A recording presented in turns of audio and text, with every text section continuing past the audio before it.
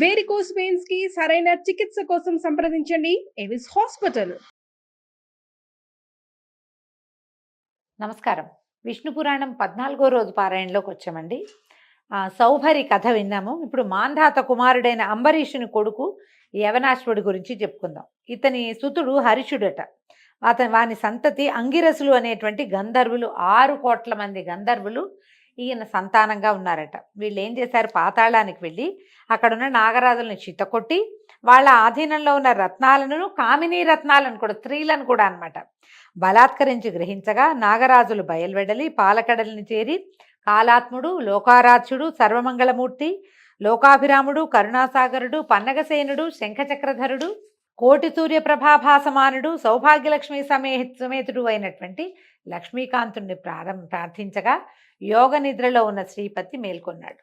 పన్నగపతులు స్వామికి దండ ప్రణామం చేసి తమ ఇక్కట్లను గంధర్వుల చేత చెప్పించారు. అక్కడ ఉన్న వాళ్ళతో చెప్పించారు. ఆయన ఏమన్నాడు అదంతా విని ఈ పన్నగ సర్పాలని ఆదరంగా చూసన్నాడు. పురుకుచ్చుడనేవాడు భూపరిపాలకుడుగా భూమిలో ఉన్నాడు. నా ప్రభావం ఆ పరిపాలకుడికి అంగరక్షగా ఉంది. మీరు వెళ్ళి ఆ రాజును కోరండి. అతను గంధర్వులని అవలీలగా సంహరించి మీకే మేలు కలిగిస్తాడు. పురుకుచ్చుడి దగ్గరికి వెళ్ళమన్నాడు. నాగపతులు వెనక్కి తిరిగి ఏం చేశారు, తమ లోకానికి వచ్చి అంతా ఓ చోట కూర్చుని ఆలోచించారు. ఈ రాజుగారి దగ్గరికి ఎవరిని పంపించాలి అంటే, ఇంతలో ఏమైంది, ఒక ముని వచ్చాడు.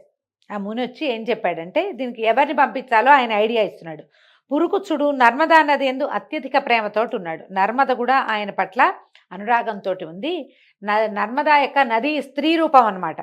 మీరు వెళ్ళి నర్మదకి మీ బాధ చెప్పి ప్రార్థించండి. ఆమె కనికరించి పురుకుచ్చుడిని ప్రేరేపిస్తుంది. అప్పుడు ఆ రాజుగారి తరలొచ్చి మీ పక్షాన్ని నిలబడి మీ శత్రువుల్ని హతమారుస్తాడని చెప్పాడు. ఇంతలో అనుకోకుండా వీళ్ళందరూ ఇలా సమావేశంగా ఉన్నప్పుడు నర్మద ఒక దివ్యకాంతగా మారి అక్కడికి వచ్చిందట. ఈ పాములు సర్పాలందరూ ఆమెను బతిలాడుకున్నారమ్మా, ఇది మా పరిస్థితి అంటే, సరే ఈవిడేమంది, ఉండండి నేను పురుకుచ్చుడిని తీసుకొస్తానని పురుకుచ్చుడి దగ్గరికి వెళ్ళి పాతాళానికి తీసుకొచ్చేసారు కల్లా. అప్పుడు వీళ్ళు ఆయన్ని సముచిత రీతిని సత్కరించి, నాయన మహారాజా, విష్ణువు మాకు చెప్పాడు మమ్మల్ని మాకు మేలుగా కలగజేస్తావని, కాబట్టి ఆ మాట సఫలం చేయి.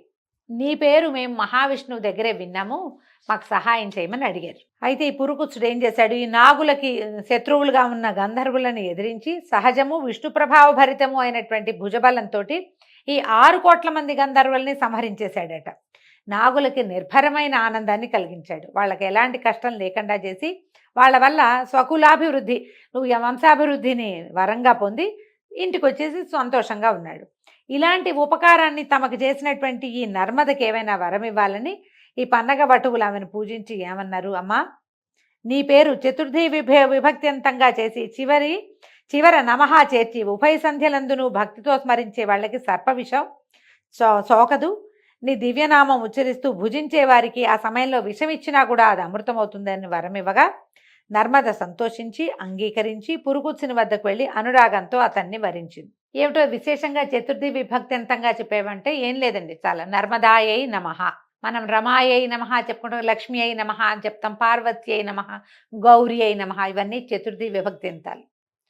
ఇక్కడ కూడా అంతే, నర్మదాయై నమః అనుకోవాలి. అంటే గనక ఎవరైతే ఉభయ సంధ్యల్లో స్మరిస్తారో సర్ప విషం సోకదట. నర్మదాదేవి పాములకి ఇలాంటి ఉపకారం చేసింది కాబట్టి ఆమె ఏం చేసింది, పురుకుచ్చుడి దగ్గరికి వెళ్ళి ఆయన్ని వరించిందట. ఈ దంపతులకి త్రసదస్యుడు అనేవాడు జన్మించాడు. అతని సుతుడు అనరణ్యుడు. ఈ అనరణ్యుడు ఒకసారి ఏం చేశాడట, యజ్ఞం చేస్తుంటే రావణుడు వచ్చి ఈ అనరణ్యుడిని చంపేశాడు. యజ్ఞాన్ని పాడు చేసి వెళ్ళిపోయాడట. అనరణ్యుని కుమారుడు హర్యాక్షుడు, ఇతని కొడుకు వసుమణుడు, వాడి కొడుకు ప్రియారణుడు, అతని సుతుడు సత్యవ్రతుడు వశిష్ఠుని శాపం చేత త్రిశంకునామంతో చండాలుడై ఉన్నాడు. ఆ కాలంలో 12 సంవత్సరాలు వాన లేక పాడి పంటలు కరువైపోయాయట. ఆనాటి దుర్దశలో త్రిశంకుడు అడవిలో మృగాల్ని చంపి వాటి మాంసాన్ని విశ్వామిత్ర పుత్ర కళత్రాదులకి ఇస్తూ గంగ ఒడ్డున ఒక మర్రి చెట్టు కింద వాళ్ళకి నివాసం ఏర్పరిచి ఈ చండాలుణ్ణి అనుగ్రహించండి ప్రార్థించేవాడట. అలా కొన్నాళ్లు కాగా విశ్వామిత్రుడు అతని వృత్తాంతం తెలుసుకుని కనికరించి పరమ పావనుని చేసి సశరీర స్వర్గాన్ని కలిగించాడు. త్రిశంకు స్వర్గం కదా, మళ్ళీ ఇంకొకసారి వివరంగా చెప్పుకుందామండి. విశ్వామిత్రుడి వల్ల ఈ త్రిశంకుకి స్వర్గప్రాప్తి కలిగింది. స్వర్గంలో వాళ్ళు కిందకి తోసేస్తే విశ్వామిత్రుడు ఇంకొక స్వర్గాన్ని సృష్టించాడు అతని కోసం. భూమి ఆకాశాల మధ్యలో త్రిశంకు స్వర్గం అంటారు, మధ్యలో ఉందట. ఆ త్రిశంకుని కుమారుడే హరిశ్చంద్రుడు.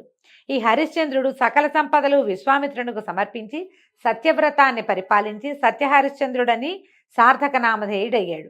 భుజబలంతో సప్తద్వీపాలు తనవిగా తన ఆజ్ఞ చెల్లేటట్టుగా రాజ్యం చేశాడు. సాక్షాత్తు శ్రీహరిలాగా చిరకాలము సర్వసమృద్ధిగా భూమిని పరిపాలించాడు. రాజసూయ అశ్వమేధ యజ్ఞాలు నిర్విఘ్నంగా ఎన్నో చేశాడట. అంతమందు దేవలోకంలో ఇంద్రుని సింహాసనానికి పక్కనే దివ్య సింహాసనాసీనుడయ్యాడు. ధర్మానికి హరిశ్చంద్రుడు పురుష రూపంగా ఉన్నాడు. మనం ఎందరో రాజుల కథలు చెప్పుకున్నాం. హరిశ్చంద్ర ప్రఖ్యాతమైన గాథ అందులో. ఈ హరిశ్చంద్రుని కుమారుడు లోహితాశ్వుడు, అతని కొడుకు హరిషుడు, హరిషుని కొడుకు చంచుడు, వాని కొడుకులు విజయుడు వసుదేవుడు అని ఇద్దరు. విజయుని కొడుకు రురుడు, అతని కొడుకు వృకుడు, వాని తనయువు బాహుడు.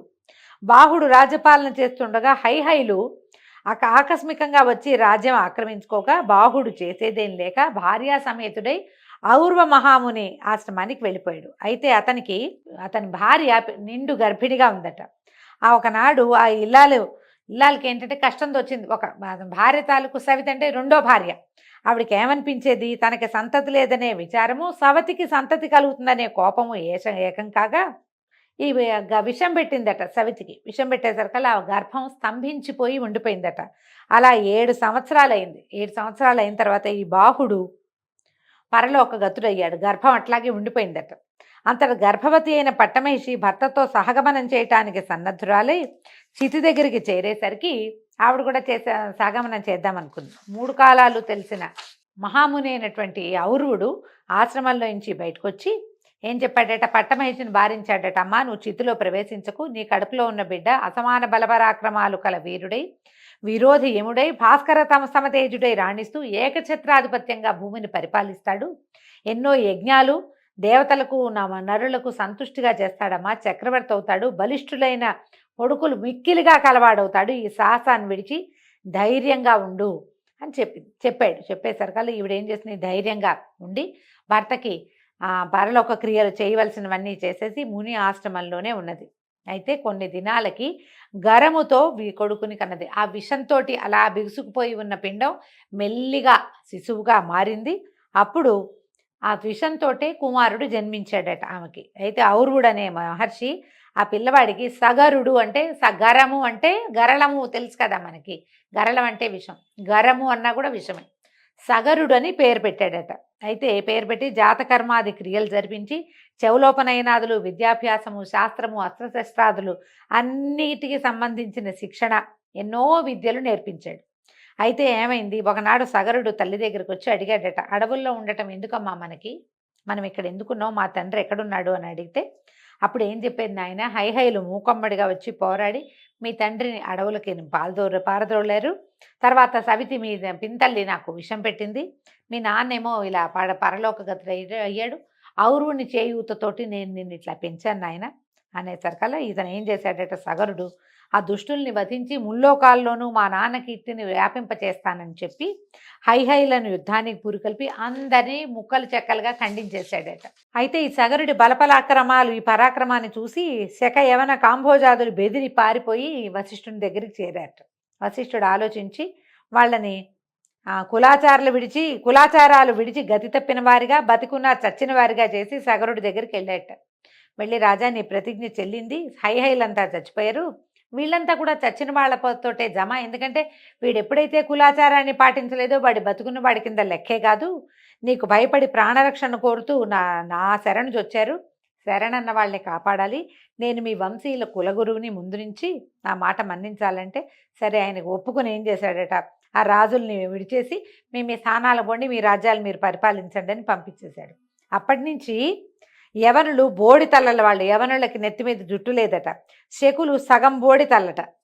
పారదులు విరబోసిన జుట్టు కలిగిన వాళ్ళు, ప్లవులు మీసాలు గడ్డాల వారు, కాంభోజులు అధ్యయనం లేని వారు అయ్యి ఈ కులాలు అంటే వీళ్ళందరూ మనవాళ్లే. శకులు, యవనులు, కాంభోజులు వీళ్ళంతా కూడా భూమి మీద మనతో పాటు ఉన్నవాళ్లే. వీళ్ళని ఇట్లా విడిచిపుచ్చటం వల్లే ఇలాంటి ఇవి వచ్చినాయన్నమాట, పద్ధతులు వచ్చాయన్నమాట. వాళ్ళకి తమ కులాచారాలు విడిచి బ్రాహ్మణులకు దూరమై మ్లేచ్ఛులయ్యారు. ముందంతా వీళ్ళు ఇదే వంశాలకు చెందిన వాళ్ళు, సూర్యవంశానికి చెందిన వాళ్ళు, చంద్రవంశానికి చెందిన వాళ్ళే మొదట. ఇలాగ సగరుడు తండ్రి శత్రువులను దునుమాడి తన నగరానికి వచ్చి అభిషిక్తుడై 7 దీవులకు అంటే సప్త ద్వీపాలకి ఏకంగా ఉన్నటువంటి వసుంధరని పరిపాలించి చాలా అద్భుతమైన చరిత్ర కలిగిన వాడై ఉన్నాడు. వినతా కశ్యపుల కుమార్తె అయినటువంటి సుమతిని, విదర్భ రాజపుత్రికైన సుకేసిని పెండ్లాడి రాజ్యభోగాలు అనుభవిస్తూ హాయిగా ఉన్నాడు. ఉన్న తర్వాత పుత్రకాంక్షతోటి భార్యల కోసం ఔరవుని దగ్గరికి వెళ్ళి ఆయన చెప్పాడట, నాకు కుమారులు కావాలని కోరుకునేసరికల్లా ఆయన ఏం చేశాట, ఒక భార్యకేమో వంశవర్ధనుడైన కుమారుడు, ఇంకొకటికి 60 మంది కుమారులు కలుగుతారని చెప్పాడట. విదర్భ రాజపుత్రి ఆ ఒక్క కొడుకుని, విదర్భ రాజపుత్రి ఒక కూతుర్ని ఒక కొడుకుని కోరుకుందట, నేను అంతమంది పిల్లల్ని కనలేనని. అలాగే సరే ఏమైంది, కాశ్యపి వినతా కశ్యపుల కుమార్తె అయిన సుమతి నాకు 60 మంది కుమార్తెలు కావాలి. మనం 60,000 మంది అని కథల్లో వింటామండి. 60,000 మంది అని కూడా ఉన్నది ఒక చోట. ఈ భాగంలో మనకు 60 మంది అని కనపడుతుంది. తర్వాత ముని అనుజ్ఞతోటి నగరానికి వచ్చేశారు. సుకేసికి ఒక కొడుకు కలిగాడు, వాడి పేరు అసమంజసుడు. ఈ సుమతికి 60,000 మంది 60 మంది కుమారులు జన్మించారు. ఈ అసమంజసుడు ఏంటంటే పేరుకు తగినట్టుగానే తమ్ముళ్ళని వెంట పెట్టుకుని ఎన్నో రకాల చెడు పనులే చేసేవాడు. పిల్లల్ని నీళ్లలో ముంచేసేవాట, సరదాకి చేసేవాడు. దాంతో ఏంటంటే ఓర్చుకుని ఉండేవాళ్ళు ప్రజలంతా కూడా, రాజుగారి అబ్బాయి లేక కలిగిన కొడుకు ఏమంటాము అని ఊరుకునేవాళ్ళు. అయితే అతను అసమంజసుడు యువకుడు అయ్యాక కూడా అతని దుర్మార్గం, చిన్నతనంలో బాల్య చేష్టలు కాదు, పెద్దవాడయ్యాక కూడా అలాగే క్రూరమైన దుర్మార్గమైన విపరీతమైన ప్రవర్తన కలిగి ఉండేవాడు. అతనికి ఒక కుమారుడు కూడా కలిగాడట. అయితే ఈ మనవడిని చూశాను చాలనుకుని ఈయన ఏం చేశాడు, సగరుడు అసమంజసుడిని వెళ్ళగొట్టేశాట. మళ్ళీ అసమంజసుడి కథ మనకి కనపడదు, ఏ కథల్లోనూ ఎక్కడా చెప్పరు, అతను వెళ్ళగొట్టేయటం మాత్రమే తెలుస్తుంది. అయితే అసమంజసుని యొక్క తమ్ములైన ఈ 60 మంది కూడా అన్నలాగానే దుష్టచరిత్రులే లోకానికి చికాకు కలిగించేవాళ్ళు. అయితే యజ్ఞాలు పాడు చేయటం, తపస్సులు సాగకుండా చేయటం, కోతి కొంటె పనులు చేసేవాళ్ళు అనమాట. దేవతలు సహించలేకపోయేవాళ్ళట వాళ్ళని. అయితే ఏమన్నారు, వీళ్ళు వెళ్ళి విష్ణుమూర్తికి చెప్పారట, నీ అంశతోటి జన్మించినటువంటి మహాతపస్వి కపిలుడు విష్ణుమూర్తి యొక్క అంశతోటి జన్మించాడు, ఆయన దగ్గరికి వెళ్ళారు. ముందు విష్ణువు దగ్గరికి వెళ్ళి మాకు ఏదైనా మార్గం చెప్పమంటే ఆయన కపిలుడి దగ్గరికి వెళ్ళమన్నాడు. కపిలుడి దగ్గరికి వెళ్ళి ఇలాగా సగరుని కొడుకుల దుష్ప్రవర్తన, వాళ్ళు ఎట్లా ప్రవర్తిస్తారు, యజ్ఞయాగాదులు ఎట్లా పాడు చేస్తున్నారు, దేవతల అంశభాగాల్ని రానివ్వకుండా ఎట్లా చేస్తున్నారు చెప్పాము. నువ్వు పద్మాక్షుడివి, భగవంతుని అంశతోటి జన్మించిన వాడివి కాబట్టి వీళ్ళ ఆటలు ఇట్లాగే సాగనిస్తే క్రమంగా యజ్ఞవ్యాగం అనేది నశించిపోతే మేమేం చేయాలి, ఈ కథ ఫినిష్ చేసేద్దాం. అయితే ఇట్లా చెప్పేసరికల్లా కపిల మహాముని ఆయన తపస్సు చేసుకుంటున్నాడు. ఆయన ఏమన్నాడంటే, ఒకసారి పాపం పండితే వాళ్ళని మనం ఎవ్వరు ఏమీ చేయక్కర్లా, వాళ్ళ పాపానికి వాళ్ళే నాశనం అయిపోతారు. వాళ్ళు చేసినటువంటి పాపపుణ్య కర్మల ఫలితం వాళ్ళు అనుభవిస్తారు. కాబట్టి అచిరకాలంలో పాపకర్మలైన సగరనందనులు రూపుమాసిపోతారు, మీరు బాధపడకుండా వెళ్ళండి, వాళ్ళ కాలం సమీపిస్తోందని చెప్పి పంపించేశాడు. ఇంతలో ఏమైందట, సగరుడు ఇలా పిల్లలు విపరీత ప్రవర్తన కలిగి ఉన్నారు, వీళ్ళకి ఏదైనా సరైన పని పెట్టాలని అశ్వమేధ యాగం చేయటానికి దీక్ష పూని అశ్వ రక్షణ కోసం తన కుమారులను నియోగించారట. ఈ 60 మంది లేదా 60,000 మంది గుర్రం వెనకాల ప్రయాణం చేశారు. కొంత దూరం వెళ్ళిన తర్వాత ఏమైంది, దేవదూత ఒకడు వీళ్ళని మోసం చేసి యజ్ఞాశ్వాన్ని భూమి యొక్క వివరంలోంచి ఒక బిలంలోంచి లోపలికి మళ్లించి నాగలోకంలో తపస్సు చేస్తున్న కపిల మహాముని ఆశ్రమంలో ఆయనకు ఎదురుగుండా ఉన్న ఒక చోట కట్టేసి వెళ్ళిపోయాడు. ఇంతలో సగరనందనులు తేరుకున్నారు.